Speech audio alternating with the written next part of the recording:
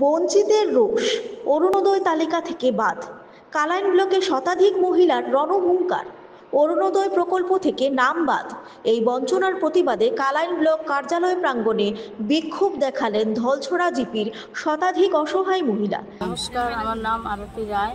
আমার বাসা দলচড়া পাটোয়ান।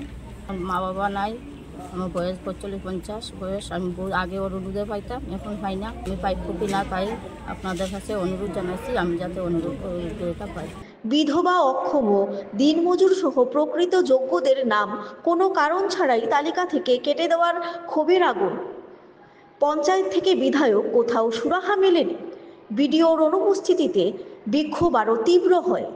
নাম পুনর্বহাল না হলে গণতান্ত্রিক উপায়ে বড় আন্দোলন গড়ে তোলার হুঁশিয়ারি দিয়েছেন বঞ্চিতরা। স্মারকপত্র জমা দিয়ে ন্যায্য অধিকার ফেরতের দাবি।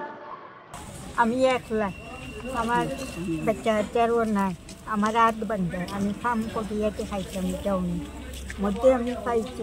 এরপরে আমার নাম খাটিয়ে দিচ্ছি, ওটা দিয়েও আমি চলি। আমি আকড়াতে থাকি, আমাদের আশ্রমে কোনো পুরুষ নাই। আমি প্রায় শুরুর থেকেই আমি অরুণোদয়টা পাইছি, কিন্তু এই মে মাস থেকে হঠাৎ করে বন্ধ হয়েছে, কিন্তু আজকের দিন পর্যন্ত বন্ধ।